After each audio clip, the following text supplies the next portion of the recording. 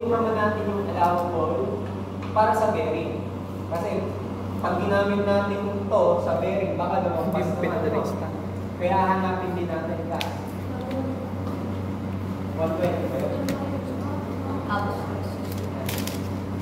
So, ang bearing class formula na is P over area.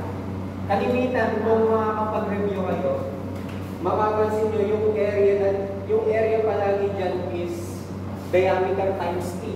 Palagi. Yun yung napansin ko, no? Ang area palagi kapag bearing, ang formula is P over dt palagi dt. Diameter times ano yung T? Thickness. Yan palagi. Ay, height. Mapapansin ko. PH yung dt palagi. Diameter tsaka thickness. So bakit? Kasi di ba? Sabi ko kanina. Di ba? Drawing ko yan ha. Thickness ng oil. So, top view, yung below. Eto, side view. Then below, wala naman ganito. Side view na. Tapos yung ano, wala naman yung so yung bolt o yung rivet, yan. Di ba? Dito. Ito si D, ito si T. H yung kasi ano na siya.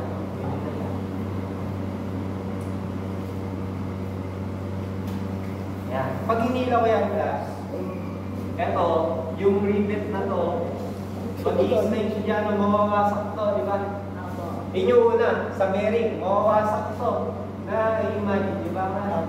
Ayan, ganyan. So, pag nawasak na yung class, ibig sabihin yung pumigil dyan, etong area na ito lang, ito maliit.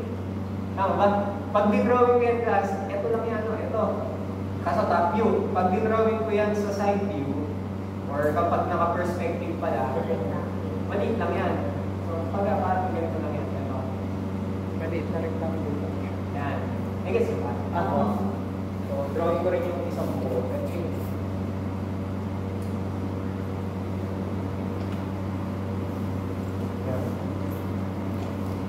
Ito yung ano nyo, yung rivet nyo. Pag hinila, pwede mawasak itong part na to lang, di ba? Yung pwede mawasak. Yun lang naman yung ano eh, yung rivet eh, pag hinila, mabaliktad yan. Tama. Pag hinila pa ganito, yun, mawawasak to. Hindi lang pantay, pero ganito. Yan. So, kung ito yung area class, itong shaded part na to, ito lang ang shaded part. So, rectangle yan, di ba? Ito, dimension nito is, ano yan sa tingin ko? Ito, 20. Saan galing yung 20? Diameter ng rivet. Tapos, ito, thickness ng plate. Yes, diba? Kaya dt palagi, no? Napapansin ko na. Pero, imagine nyo rin, no? Kung paano masisira yung problem. Paano masisira yung body ng rivet. Kaya kung makikita nyo class, ang formula dito or yung solution dito, 120 megapascal equals P ulit divided by so yung area na pumigil dun sa bearing or the bearing ng force is 20 times thickness. Wala bang thickness? Wala. Kaya yung T, magsasubstitute na lang. So, thickness. X. Hindi mo kayo. So, ngayon, may P tayong ginamit. So, try natin na. So, kung gagamitin natin itong P na to, so, gamitin natin itong P. Ngayon ba ito? Ito pala. 18,849.86. So, ito na gamitin natin P, no? Wala naman eh. Wala naman thickness. So, kung gagamitin natin yung P, so, makakuha kayo ng thickness.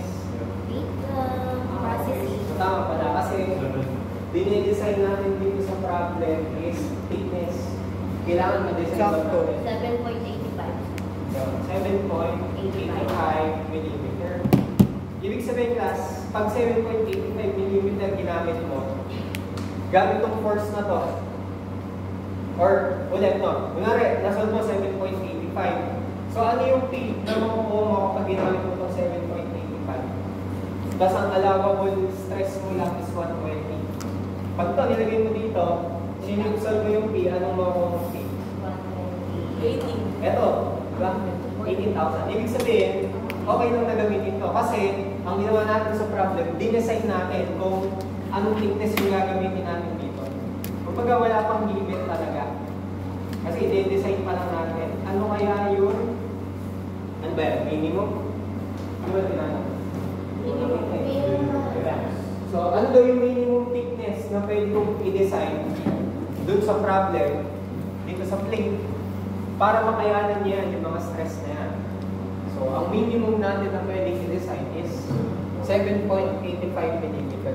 So, kapag gagawa kayo sa mga buhay, para malampasan nyo to, or para makayanan nyo itong stress na to, 120 tsaka 60, kailangan nyo ng 7.85 mm na thickness.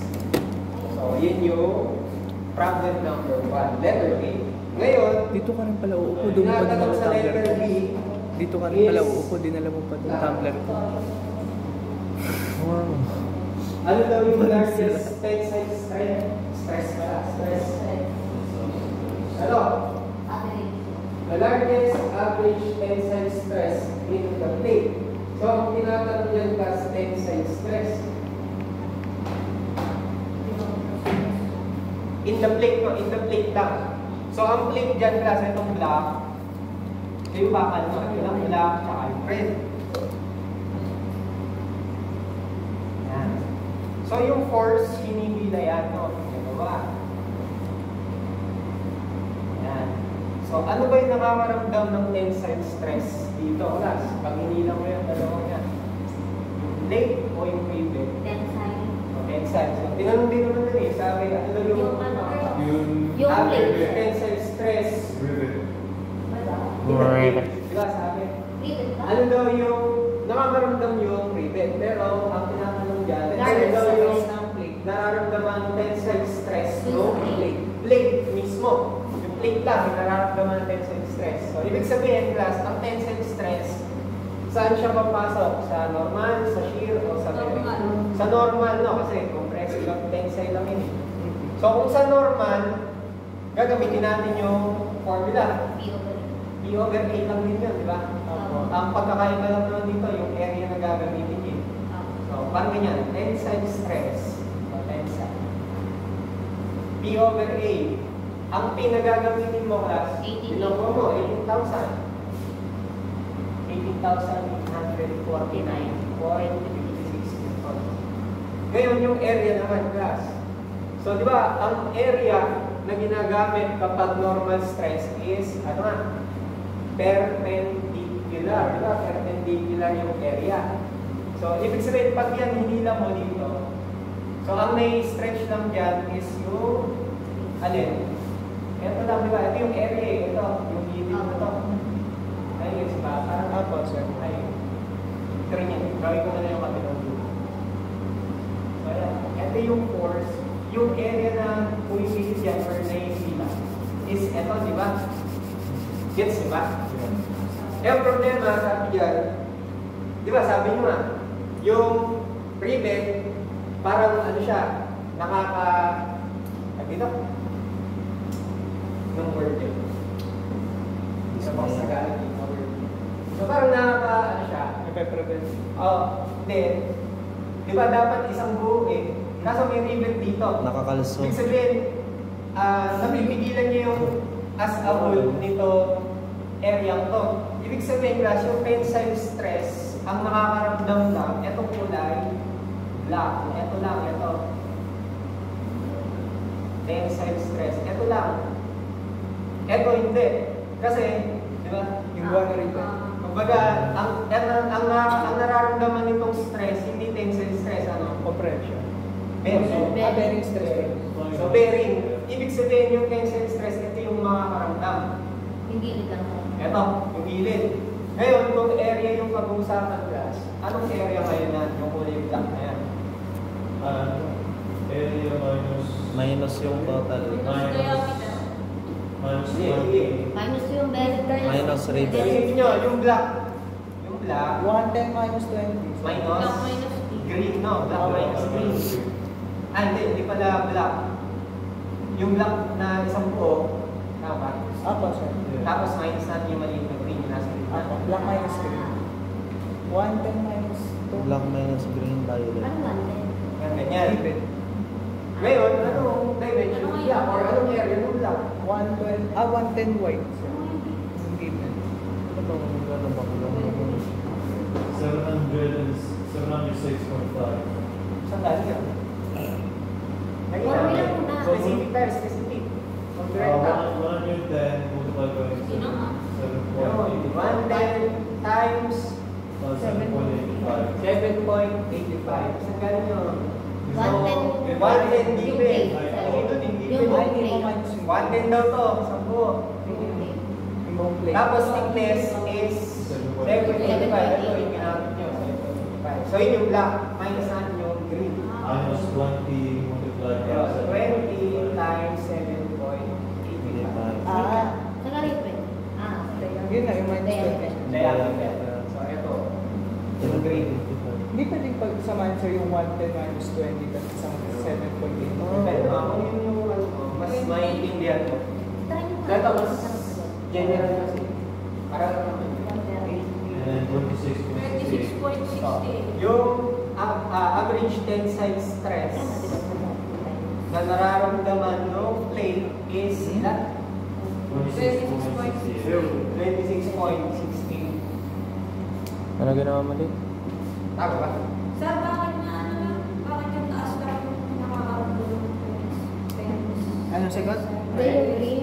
Yung taas lang? Ako, bakit yun? Hindi, pareho lang yan.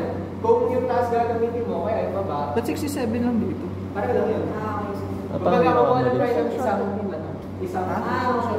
Kasi yung pin nito, Ay, ang pin nito, 7.85 na. Yun din. yun din, di ba? Kukuha lang tayo, yung taas lang muna. Kaya yung baba. 7.85. Pareho lang yan. 8, 1, 6, 3, 4. Oo nga, 67 yung Pati nun. kompletong decimal. Ano, sir, pwede rin pagsamahin pala yung minus 20. 26.68 versus 7. Hindi. Wala na. Sino? 26.666 yung Take a pass kompletong na decimal. So, yan yung sagot ni Las. Oh. Ang galing. Pinag-isa mo na lang. Bloodation.